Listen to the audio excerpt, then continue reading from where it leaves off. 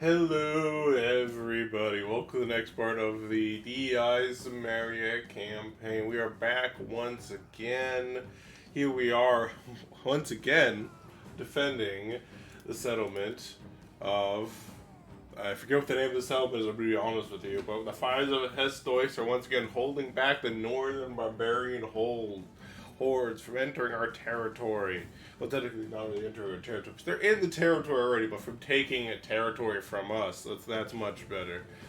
I'm surprised the Iridii coming in from the north like this, considering it didn't seem to be that big, so I feel like they're going a bit out of the way to get to my territory, but you do you, boo, I guess. And this is honestly a very nice settlement to defend, because of the simple fact of the matter is that it's I literally have a choke point up top on the second layer or that I can defend. That's perfect for me. The only advantage the enemy has is that they do have three pike phalanxes. That's their big advantage right now, which means that my normal hoplite phalanxes will not really be able to do much harm against them. However, they don't really have many archers, so I'm not as worried about my archers getting flanked and killed. Actually, you're not. None of you guys are archers. You're all javelin men. It looks like. No, wait. One unit of archers, I think. Yeah, one unit of archers out of all of their missile troops. No, wait, these guys are hoplites. Never mind. I thought these guys were pikemen, but it looks like no. They just looked like they had really long spears in comparison to mine, but. No, they're just normal hoplites. Okay, so that means this will be an even easier battle than I expected. Let me just double check. Honestly, I was tempted at one point to play an Erdene campaign because honestly, I think they just look cool. Even if they're not might be the strongest faction, I think I just like the way they look. You know. But anyways, that's why I'm looking at all of them. All right, let me grab. We're basically going to use the same formation we used last time. We're going to have hoplites on the bottom, like our garrison at the bottom, basically taking the brunt of the damage for us. Because once they get wiped out, that's when we want our actual troops to be affected. Because if we can kill enough of these guys, then we won't have to worry so much about. We won't have to worry too much when we can advance. Right now, what happens is that we're slowed down by having to wait for guys to our armies to rest and then replenish themselves. But now, I'm gonna grab all these guys here. But if we are able to make it so our main army is not the one taking the brunt of the damage, then that would be a very good thing. And that's what we did last time. We did still take some damage because this is war after all. We're gonna get hurt. Position these guys over here. Baggage train I'll just place back here. So what we're probably gonna do is, I think.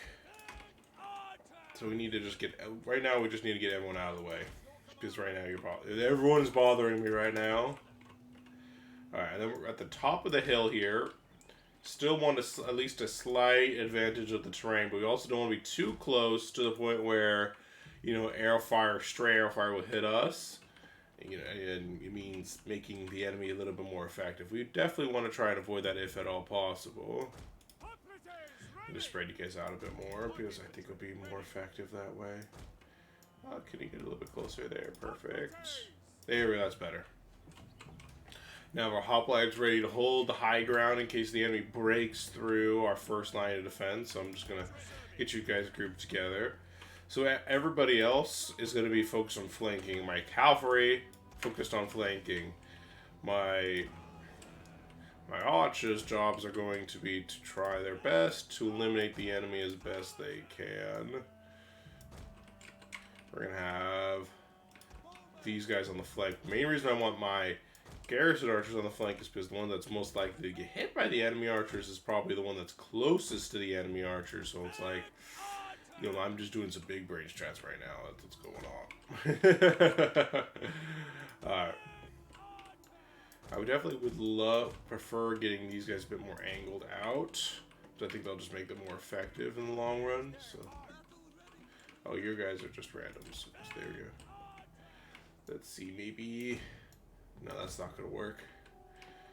Oh, well, it looks like we're going to have minimal amounts of flanking fire, but that's alright. We can live with that. You know, we'll have just one unit of archers over here. I think that's basically everybody. I'm going to have my baggage train here.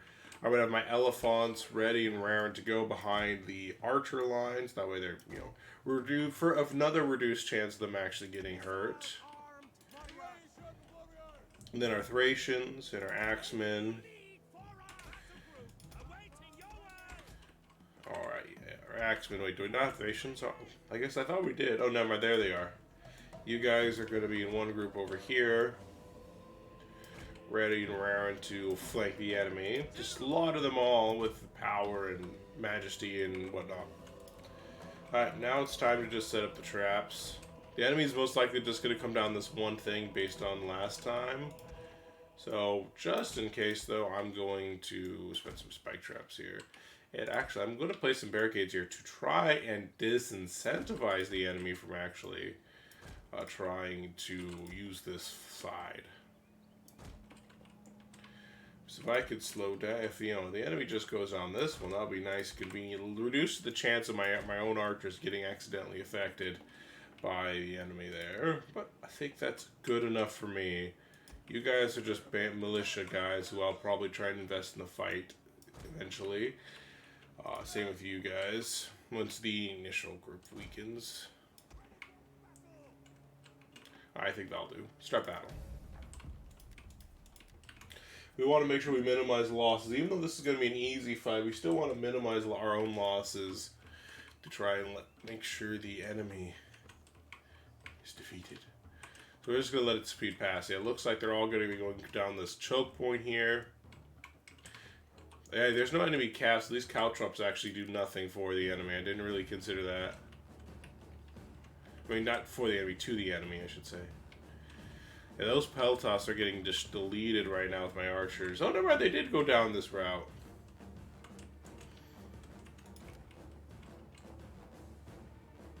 Yeah, they're throwing, the first line is throwing Javies, but they're getting rained upon by archer fire. Look at that, 50 kills. There's a fair amount of kills from my own archers there.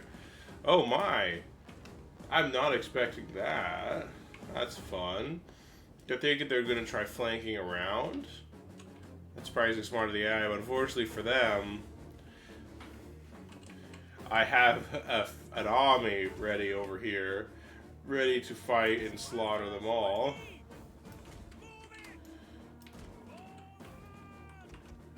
Three goes over here. We'll just have you take the long way around.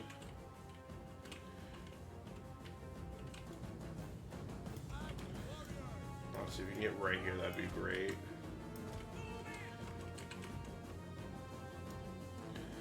Actually, no, we're not going to make it, so I'm just going to optimize their usage right now. And the enemy's officially started engaging our own hoplites here. But they're getting rained upon by our arrow fire, which is so far going great.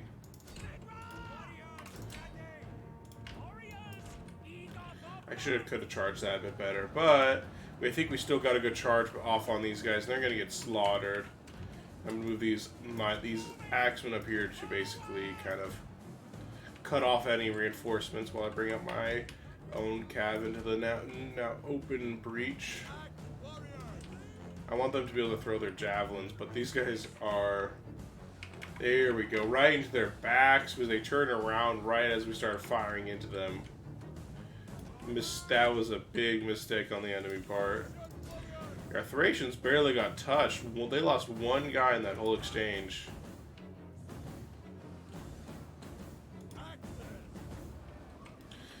Yeah, we're just sending another Thracians there. Everyone else, just start moving out. I'm gonna have them walk though. They're not in a rush, so we don't need to tire them out needlessly. I'm gonna have my Thracians just focus on weakening these guys to eliminate them. Alright, the general's under attack from what? I ask you. Alright, let me get my axe warriors. I'm gonna get them over here so that way they can do some nice Javi shots. I actually want to move my Thracians somewhere else. Where are they? I'll have to move them over here. Just to help in case there's an enemy, oops, not the direction. Just in case there actually is an enemy spearman up here that could cause me problems. Okay, this is the enemy general here, so that's probably why he's able to punch through a little bit more than some of my other guys would be able to. The battle is turning in our favor.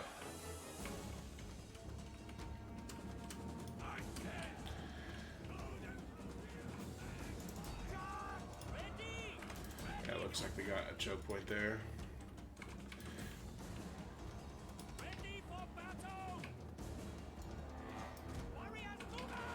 I want to get my Thracians against those phalanxes, so I'm gonna actually start moving them over here. We want to walk them though, because I don't want to run them quite yet. I'm gonna get these guys more to the open area. I think these guys are gonna do a pretty good job against the enemy spears here, but I'm gonna be able to get a nice rear charge off on them right about now.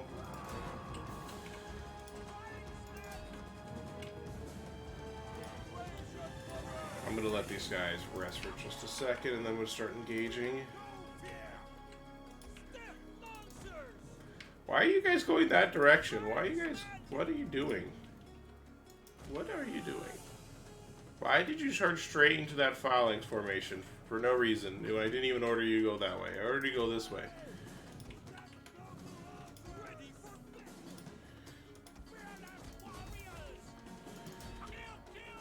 Why is that guy just standing there? Is he stuck on something? I don't know. Weird. Oh, there's a spear unit just firing against javelin straight into this unit here, but let's turn you around. Right into the rear. Boom, baby, boom.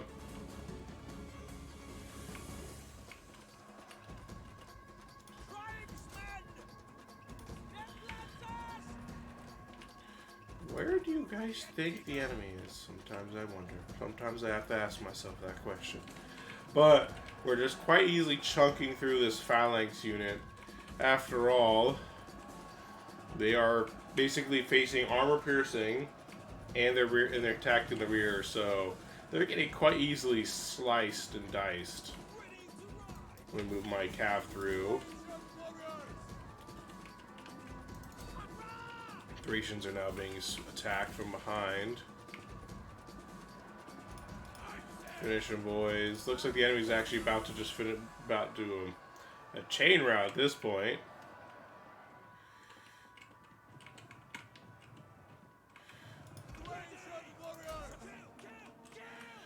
Yep, they're not looking too hot right now on the enemy side of things. Let me just try to see if I can finish them off. I'm gonna order my general to start chasing after those guys, but first we have to go around the caltrops, so we don't want to die to our own traps. So let's go around here. Finish them all. Looks like the enemy general is not dead, so we do have to keep that in mind. Oops. Looks like I got stuck here.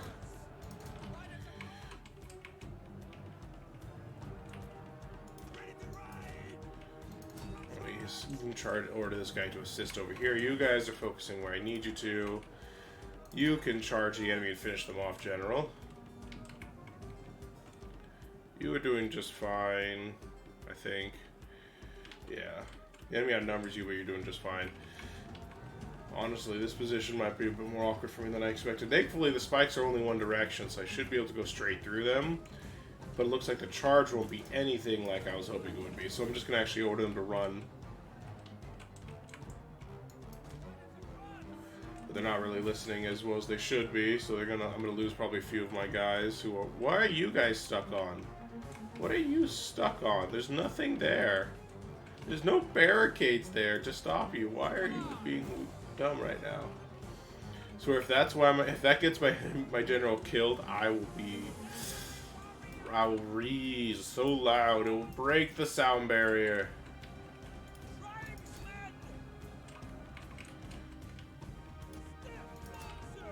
Let's finish them, boys.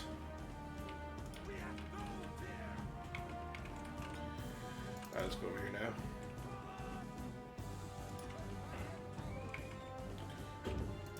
It took so long for him to get through and form up properly that it's actually going to cause us a problem.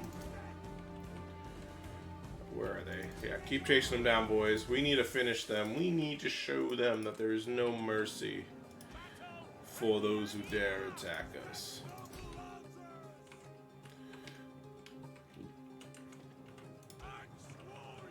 Stop firing, dudes. Just stop. You're actually hurting us more than the enemy, right? More than the enemies right now. Is there really anybody else to chase down? The enemy general, I didn't get a notification that we killed him. That's one reason I want to chase him down. We want to make sure the enemy's too weak to kill to injure us in the return in a secondary battle, especially when we want to finish them off.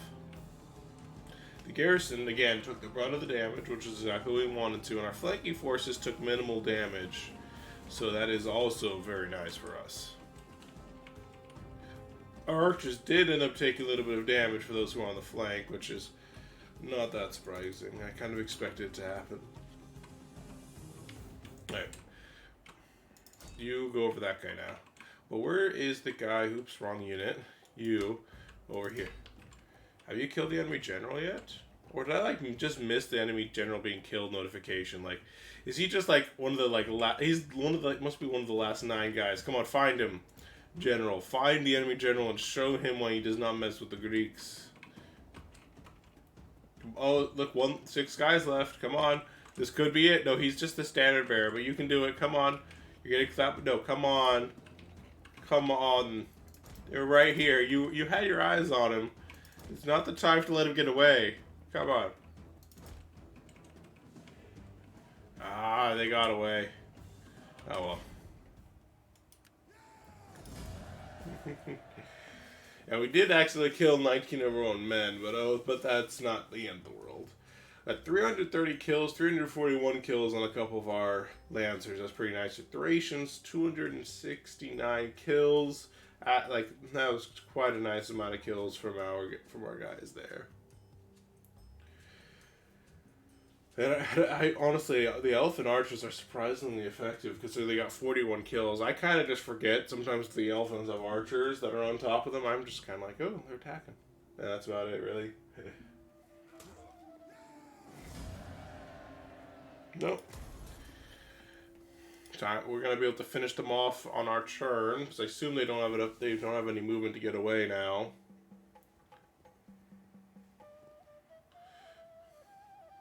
If the Marians attack, then we'll need to get rid of them. Like another ally who wants me to try and basically do the work for them. I mean, if Rhodes gets an extra point in territory, that'll make them a little bit stronger, which is the only reason why I'm tempted to agree to this. Is to make Rhodes actually useful, but part of me is kind of like, I literally have an army here.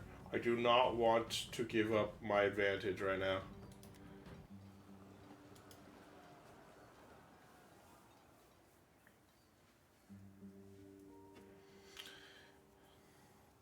You know, next time I play through it, next time I play through a campaign, what I want to do for the next campaign is do a little bit of, basically think, like, if I was actually an honorable general, what I would do, and in that case, I would actually have followed them.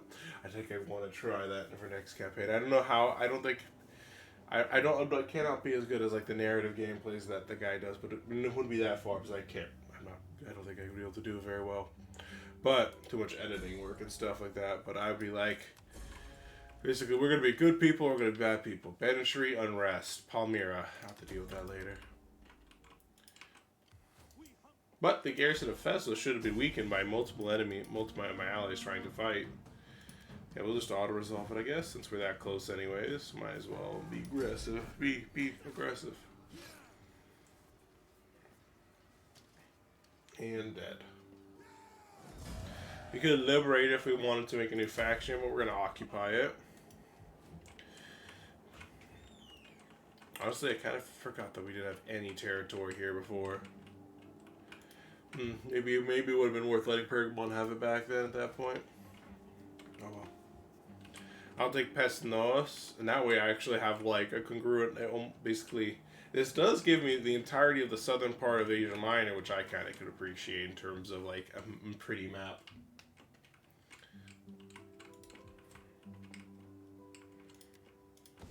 Let's see, let me convert this stuff over. I don't really think I need you, so I'm going to dismantle you, but I'm going to definitely keep you. And this armor will just take a moment to rest and replenish. Take one turn, one turn, one turn. I'm just making sure it's all going to be one turn to rest and recover. 2 turns for you. But if I go back in, it's 1 turn. So I'll just do 1 turn of negative 22. And then we probably will be going to take on... We'll need to find a way to take on Mastodon. But Mastodon is literally 3 full stacks here somehow. I don't quite know how they have that, but they do. Apparently there's an enemy army here known as the Raiders. That's good to know. We have a lot of money to spend to start upgrading our belongings. We're being raided there, which makes me even more want to get my own navy ready.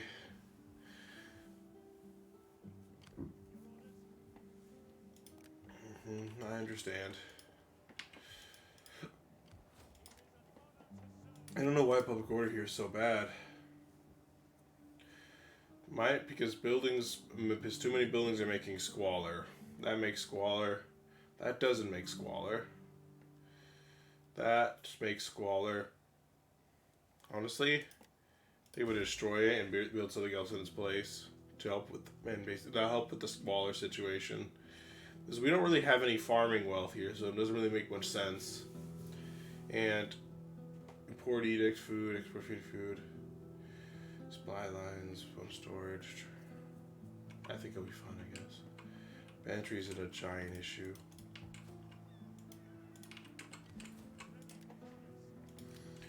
So honestly, I think this might be the best time to start making our own navy, or basically our navy stronger than ever before.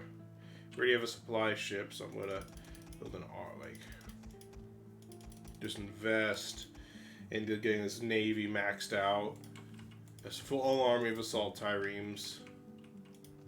So my goal is just to ram people, basically. Ram them and show them who's boss. Essentially, is the name of the game. That's all of our money. All right, let's finish off these guys who dare invade our territory. I think protective is apparently better in this situation. I don't think aggressive, but I guess we're not playing too much into the enemy hand that way. Let's kill these guys. Increased in rank. Let's go. Oh, good. I do like the bonus replenishment rate. That's always a nice thing to have. Let's go for Master of Scouts to give it a nice campaign movement range. Is always appreciated. So that way you can move out more and be more of a threat to the enemy. So I don't see another enemy army here. Do you have 1 turn to replenish for everybody? I just want to confirm that. Yeah, so what I'm going to do is I'm just going to sit right here at the edge of the border. We go for a fortified stance. And basically next turn we'll attack Zarmizagetsua. And by doing that, once we take it and make it ours, let me just confirm down here real fast. I deploy you. Apparently I can. Just might as well steal some food for ourselves while we're here. Okay, let's see. We're out of money. What's the political situation? Again, let me double check. Where we've dropped to respected, we need to start working the political angle again. Now that we've got the loyalty back up, can I secure you if I had the money? No, apparently not. Apparently your loyalty is very wavering. Can I afford to what percent gift to? Use another Barber party. Let's give you some. Let's spend some money to increase your loyalty. There we go. Increase your loyalty a little bit. Not too much, but enough, I would say, to make it worthwhile. In a few turns, we will have the grand navy of the Greeks, Scythia's terror, ready to become unleashed upon the enemy. Apparently, I can unleash if needed. I wonder, actually, now that I think about it, did this edict get canceled? No. But even then, that's not enough, apparently. Okay. Let me see what the political situation is now. So, the boss, our territory is now controlled. Now, the political party has taken over this region as well. Our former capital. Yeah, if this political party breaks, it will be a huge civil war if these guys break out from us. It's just how much sheer amounts of territory they have. Dang, man, that's impressive. If I'm being honest, it might be worth eventually moving my if I end up taking over like Lithuania, it might be worth making Lithuania or Constantinople, as it might be called one day, into my new capital, because I'm planning to expand westward. So basically, that will then become the new center of my empire. Would be either Asia Minor, or Thrace would become the new center of my empire, basically. Though admittedly, the most center right now, I think this one's still pretty good at being centered, and Hysdan, though I think this is technically the most center of my region right here, though it's under my control right now. This Cimmeria definitely is not going to be in my center, because it's definitely not at all centered of my nation at all. Yeah. Anyways, So we at least know that. Could I? Well, I guess since we already have that, we're already importing food, so we don't really need to do that right now anymore. So let's just focus on.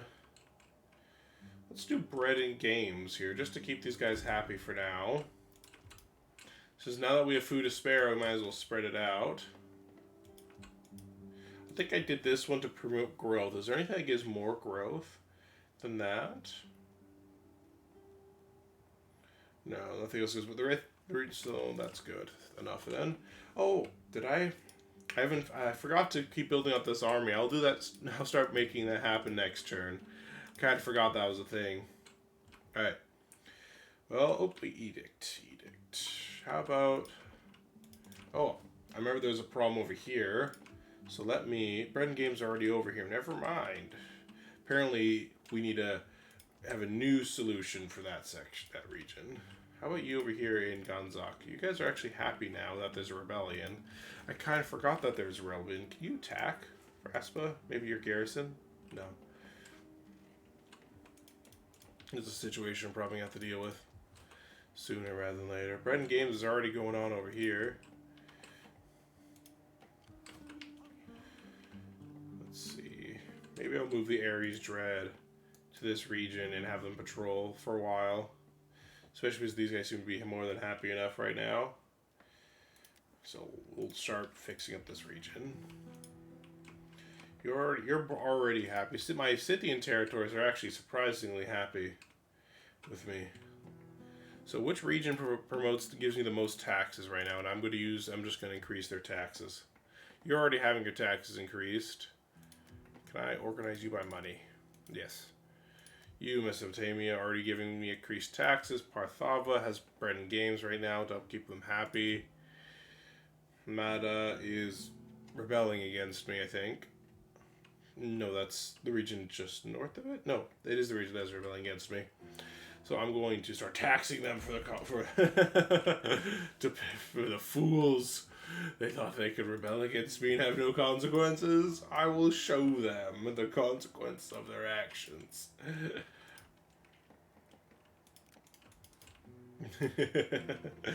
Alright, I guess we'll end turn here. Wait. We should do something with these guys.